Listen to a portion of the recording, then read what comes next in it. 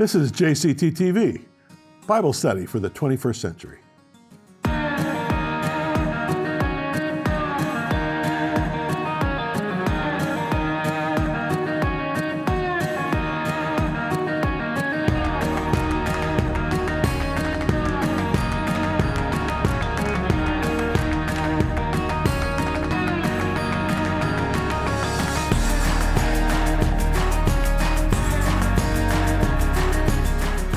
So welcome to JCT TV, friends. It's always great to come your way.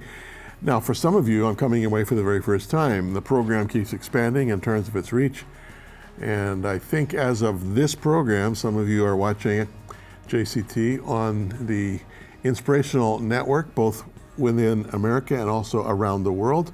And I'd like to welcome you if you're watching for the first time. I think you're going to enjoy it. We're walking through the Gospels. We're right in the middle of Luke right now, chapter 8. Get to it right after this.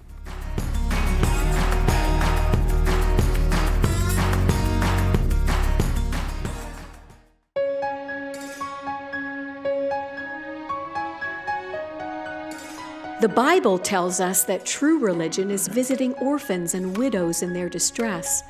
The Bible also says that God is a father to the fatherless and a defender of widows. Heaven's core values for mankind begin with God's heart for the least of these. When you support WOW, you're in the sweet spot of God's heart for the poor. Yes, we're only a small player in this great drama, but at least we're on the field. Please give generously.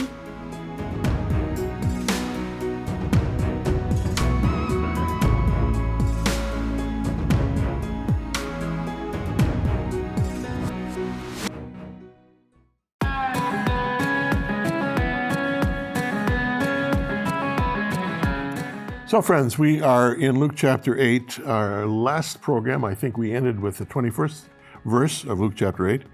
And so we pick it up here in verse 22. Now it happened on a certain day that he got into a boat with his disciples, and he said to them, "Let us cross over to the other side of the lake." And they launched out. But as they sailed, he fell asleep. And a windstorm came down on the lake, and they were filling with water and were in jeopardy.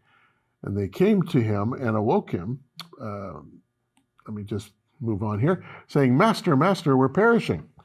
Then he rose and rebuked the wind and the raging of the water, and they ceased, and there was calm. But he said to them, "Where is your faith?" And they were afraid and marveled, saying to one another, "Who can this be? For he commands even the winds and water, and they obey him." I know the Sea of Galilee really well. As most of you know, I was invited by the Israeli government officials back in 1981 to plant a church in Jerusalem. And so my wife and I and our 3 little kids left the church we were pastoring in Toronto, Canada, and in November of 1981, flew to Jerusalem, and over the course of the next 7 years, we planted what's now known as King of Kings Church, and our kids went to local Israeli schools, and we learned Hebrew. My wife became very good in Hebrew. I'm really poor in Hebrew. But nevertheless, that was our home for 7 years. So living in Israel for 7 years, we really got to know it very well because the country is very, very small. It's just like at one point, it's no more than 20 or 30 miles wide, 450 to 500 miles north to south. It has all kinds of topography in that little bit of land, and it is, without doubt, perhaps the most historic little bit of land, some people call it a sandbox, in history. So there we were. We lived there for 7 years, and I used to broadcast as well every week from a radio station in southern Lebanon, a couple of shifts a week. And so I would drive from Jerusalem down to Jericho, up the Jordan Valley, around the Sea of Galilee, up the Mount of Beatitudes, and then up into the Upper Galilee, all the way to the northern border, to a border town called Metula. And there, with a military pass that the Israeli army gave me, I was able to go through the military gate into southern Lebanon, which was a war zone, and I would do 2 shifts a week broadcasting the gospel. We would do the news, the weather, and we would then run country and Western music, gospel music, and also read the scriptures. It was a very interesting adventure for sure, and I did that for 7 years. So I got to know the Sea of Galilee really well because I was driving past it, around it, every week. And sometimes I would bring my wife and my 3 little kids with me. And one time it was so hot, and back then in Israel car culture, you didn't have air conditioning. It was too expensive. So I had this Volkswagen and no air conditioning. It must have been 120 degrees in the Jordan Valley. And it was so hot, in fact, as we were driving, we rolled the windows up because the hot air coming in as we drove was like an oven.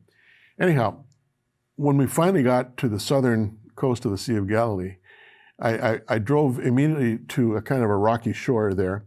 And my wife and I and our 3 kids just jumped out of the car and we all went into the lake fully clothed. That's how hot it was, and I'm sure we were dehydrated. It wasn't uncommon for Israelis when driving in that heat to have hallucinations because the heat was just overwhelming, or you pass out from heat stroke, whatever. So anyway, I'm just saying this. I know the Sea of Galilee really well. It's about 12 miles north to south. It's about 6 miles east to west. It's shaped like a harp, and that's why the Israelis call it Kinneret. Kinneret means harp. And many times when I'm doing these Bible studies, and also if you read my upcoming book, Cantelon's Casual Commentary, you'll see me referring to the lake more often than not as Kinneret, because that's how I knew it for 7 years. Anyhow, it's a relatively small lake, as I say. It sits in a basin about 400 feet below sea level. It's surrounded in the west, the north, and the east by great heights, while the southern shore leads right into the Jordan Valley, and that's where I would drive every week when I would go up to southern Lebanon. The climate, interestingly, is subtropical and can be unbearably hot in the summer and very humid. I mean, you just don't want to be at the Sea of Galilee in the summertime, or in the city of Tiberias or Capernaum or Magdala. You just don't want to be there because it's just overwhelmingly hot. And then there are winds which sweep down from the elevated sides of the basin surrounding the lake on the northeast and western sides. And they can be fiercely sudden. You can have a very calm lake 1 minute, and within, it seems, 5 minutes, it can be 3 and 4 foot waves. These winds sweep down, and the lake becomes embroiled in unpredictable bursts of weather. I remember standing on the shore one time watching the spray from 3 and 4 foot waves blowing sideways in a gale. A local fisherman said to me one day that Tiberias, the Lake of Tiberias, as he called it, has a temper, Jim. It has a temper. Well, its temper was certainly evident on this occasion that we've just read. Here's Jesus and the disciples out in a boat, and this storm strikes with such violence that the disciples, who were all seasoned fishermen, who were as comfortable on the water as they were on the land, were actually panicking. And they figured that they were sinking, were perishing, they said. And there's Jesus calmly sleeping, while this tumult is happening all around him. So they woke him up, and his response is a rebuke. Where's your faith? As if for him this is just sort of another day at the office. He rebukes the wind. The sudden calm is suddenly there, and a fear deeper than that of the storm descends on the disciples. Who is this guy?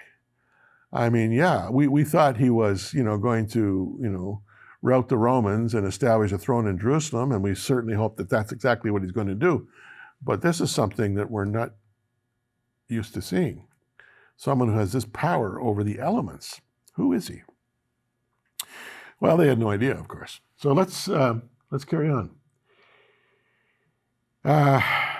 Let's start with verse 26. They sailed to the country of the Gadarenes, which is opposite Galilee. And when he stepped out of the boat onto the land, there met him a certain man from the city who had demons for a long time. He wore no clothes, nor did he live in a house, but in the tombs.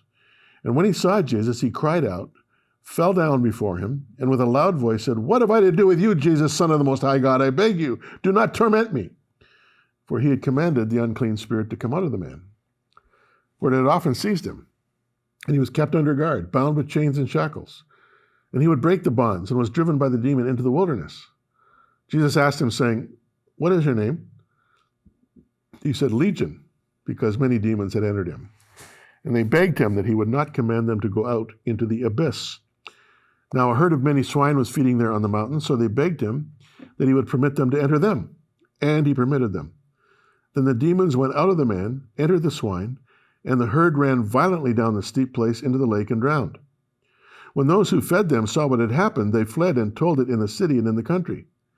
Then they went out to see what had happened and came to Jesus, found the man from whom the demons had departed, sitting at the feet of Jesus, clothed and in his right mind, and they were afraid. They also who had seen it told them by what means he who had been demon-possessed was healed. Then the whole multitude of the surrounding region of the Gadarenes asked him to depart from them, for they were seized with great fear, and he got into the boat and returned. Now the man whom the demons had departed begged him that he might be with him. But Jesus sent him away, saying, "Return to your own house and tell what great things God has done for you." And he went his way and proclaimed throughout the whole city what great things Jesus had done for him. Now, this is a fascinating story. And even though this teaching segment may close in a few minutes, I will continue after the break because I want to take my time with this story. There's so many elements to it that you may or may not be fully apprised of. So, first of all, they crossed the lake.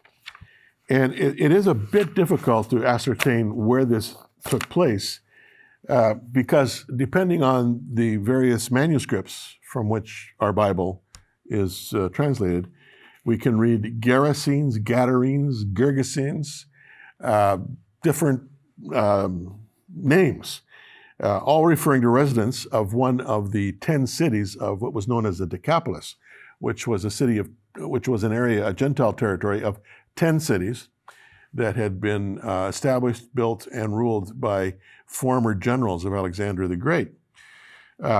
These were all east or southeast of the Sea of Galilee.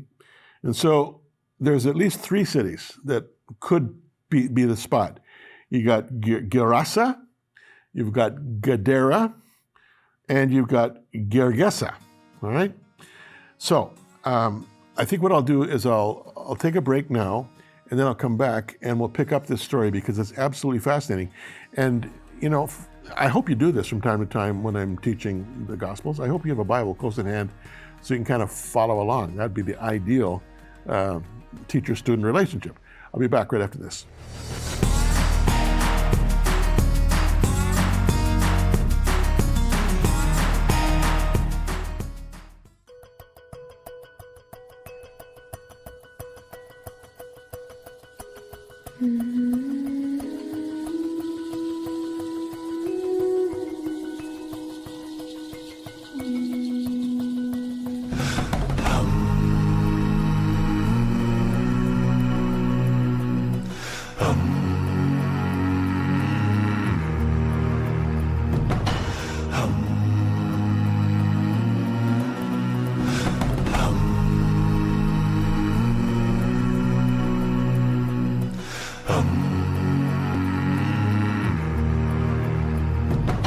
Assure you from the inside it is happening.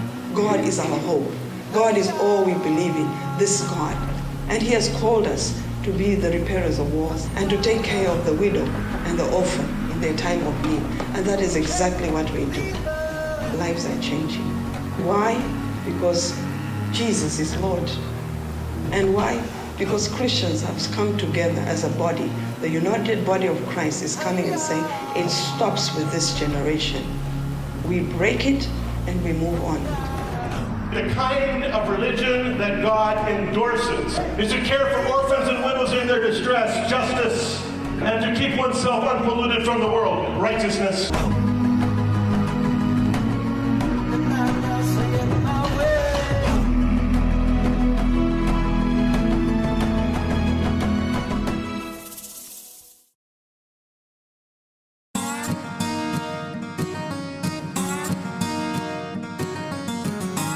So welcome back. we've got Gerasa, we got Gadara, or we got Girgasa, and Luke refers to the location as a region in verses 26 and 37, as a town in verses 27 and 34, and in one instance, a countryside in verse 34. So, it's kind of non-specific. But the one town that seems to meet the criteria of across the lake with a hillside, as Luke tells us, and a steep bank, is Girgasa, which is located on what we now know as the Golan Heights on the eastern shore of the lake. I've been on the Golan Heights many, many times over the years, and believe me, they are heights right up above the Sea of Galilee. When you're up there, you kind of feel like you're in an airplane looking down, and I'm sure if you were a hang glider, you would just, well, in fact, many hang gliders do.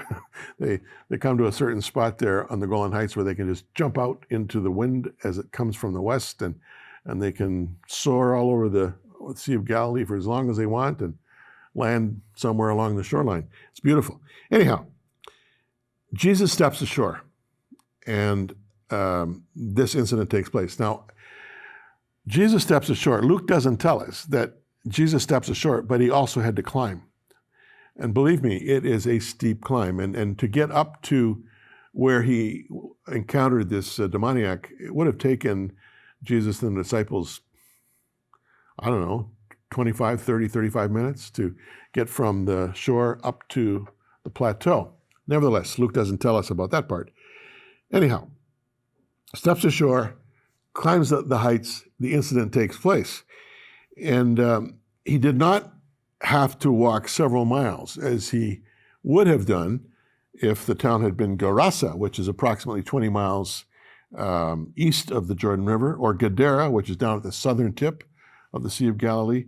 Mind you, after the stilling of the storm, the boat could have sailed the length of the lake and landed near Gadara. But the last time I drove by Gadara, which I've done many times, there was no steep bank there. So I really think it was middle to the northern eastern shore of the Sea of Galilee and up on the heights on the plateau. Anyway, it doesn't matter to you because, unless you're into Bible maps, what do you care? Anyhow, I wanted you to know that. But the event that took place was one of the most significant in Jesus' early ministry for two reasons. One, because he was proclaimed, quote, Son of the Most High God, by demons no less. And two, because the very first person sent out by Jesus as an evangelist to the Gentile world was the newly delivered demoniac himself. I'm doing a commentary now in the Cantelon Casual Commentary series, which has now become. I'm doing a commentary, writing it right now on Romans, and talking about the Apostle Paul, who was called by the Lord to be an apostle to the Gentiles. And sometimes, we think that he was the very first to bring the message of the gospel to the Gentiles. Well, he certainly wasn't. The very first was this guy, this Gadarene demoniac that Jesus had just delivered of many demons. Jesus acted in a highly unusual way in this case because he normally didn't encourage people who he had healed or delivered to make it public. But his instruction was, the instruction was normally tell no one. But he resisted the pressure to declare his messianic role prematurely with Jews, but not with Gentiles. Because the Gentiles, what did they care about Messiah? They didn't even have a concept of Messiah, the son of David, the son of man, son of God. They didn't care. So Jesus was quite relaxed in this case. With no messianic expectations, he knew they'd have no end-time fervor, proclaiming that the king had come. So, Mr. Ex-demoniac, go out and tell your story. The Decapolis needs the gospel. But here's the interesting thing about this story. Jesus' power and divinity was a fearful thing. the demons immediately recognized who Jesus was. What have you to do with us, Son of God? They saw Jesus as their enemy. They knew he had the power to literally annihilate them, throw them out, send them to the abyss, the bottom of the bottomless pit. They knew that they were totally in his power. And so they pleaded with him not to do that, but to let them go into that herd of pigs over there that were feeding on the plateau up on the Golan Heights. And for whatever reason, Jesus allowed that to happen. Now, the other gospel writers, I think it's Mark, tells us, for instance, that he thinks there were about 2,000 of these pigs. And you say, excuse me, Jews don't eat pigs. Of course you're right. But these were Gentiles, right? And it could very well be that this was a large herd owned by the tetrarch, Herod. The Roman army were occupying Israel at that time. And they loved their bacon and eggs. And it could very well be that Herod had a side business here, or some other prominent businessman.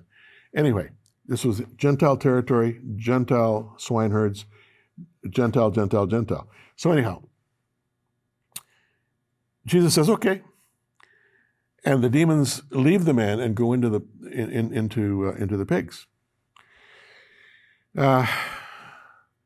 As I've told you in the past, Luke writes to Theophilus, who was some kind of Roman official. Theophilus means lover of God. We don't know what city he was in. Quite likely it was Antioch. He was maybe there as some kind of an upper level of Roman official. But nevertheless, Theophilus, as he's reading this account, says to himself, well, why did the people ask Jesus to leave? Because they come out and they see this scene, they see the demoniac who's now perfectly sane, and they're struck with fear. They get the report on what's happened to the pigs. What they thought was this: Jesus was some kind of super demon. There was this hierarchy of evil, and these lesser demons in the man were cowed and intimidated by this greater demon who was Jesus, and he had power over them. And if he had the power over them, then what power was he going to have over the people of the town? And what havoc was he going to wreak with all of them, instead of just this one individual man?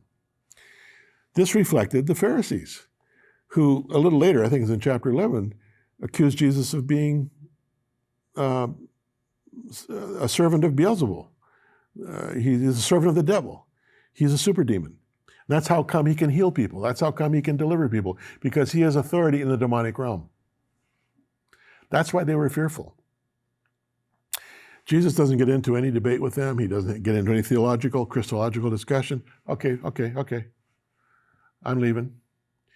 And as he's leaving, the guy who's just been delivered wants to come along. And Jesus says, no, I want you to go into your town, into the region of the Decapolis, those 10 cities, and tell this Gentile world what I've done for you. And then he gets in the boat, and off they go. There's a lot that can be learned from this. And I won't spend a lot of time on it, but I will say this. I'm fully aware of the fact that, you get into a discussion of evil, and it's scary stuff. It's interesting that people who say they don't believe in God at the same time can be very easily cowed by and believe in evil. You can't have evil if you don't have good. If there's not good, then evil has no meaning. The converse of good. Nevertheless, that's a philosophical, theological discussion. But here's the thing. We need to realize that our Savior, Jesus Christ, has total authority over the darkness. Total. And if you as a viewer are living in fear of the darkness, fear of the evil one, you need to understand that if you've committed your life to Jesus, you have absolutely no reason to fear. In fact, Paul will say to young Timothy, God has not given you a spirit of fear, but a spirit of power and of love and of self-discipline. There's a whole sermon there. Power, love, and self-discipline. Don't give the devil more credit than he's due. Don't blame your bad thoughts or your bad actions on Satan. Satan is a creature. He was created. He is not omnipresent. He is not omniscient. He is not omnipotent. He's a creature. For his own reasons, the Lord has given him executive authority for a short period of time to be the prince of the power of the darkness of the air. I don't know why the Lord has done that, but he's done it. But the only way Satan has access to anyone is through his minions, if you will, his hierarchy and his grunt level servants called demons. They're all under authority. And their ultimate authority, of course, is none other than the Lord himself. And when Jesus is present in your life, Satan has no interest in you because he can't even approach you. Why would he approach the one who can destroy him? And that's exactly what the story is telling us here. And so you need to be comforted, you need to be encouraged, and you need to be full of faith and not fear.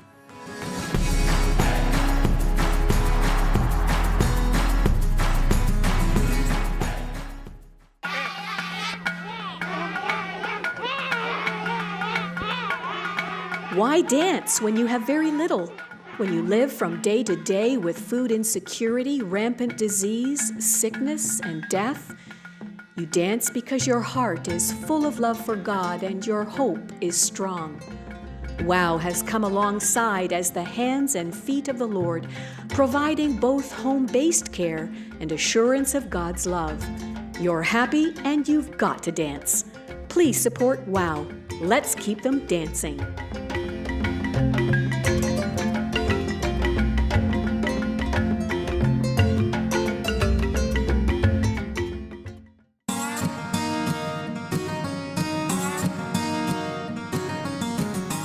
You know, friends, during the body of the program, you see these promos we have for WOW, Working for Orphans and Widows. That's a ministry that my wife and I began almost 22 years ago now in sub-Saharan Africa, dealing at that time with the ravages of HIV and AIDS, that horrible pandemic, which continues to this day, by the way, creating orphans and widows like the world in history has never seen, and it's ongoing. Added to that now is the COVID-19 pandemic. It's a double impact. And these are the people we work with. We work with thousands of them now. We have this huge army of church-based volunteers, tremendous work going on. And when we promote WOW, Working for Orphans and Widows, we're promoting something that is ministering to the least of these, to people who are on the bottom rung, not even the bottom rung of the ladder, totally without a helper other than the Lord. Together, we can make a difference. So when I encourage you to support WOW, support it. We're their voice, and we love it.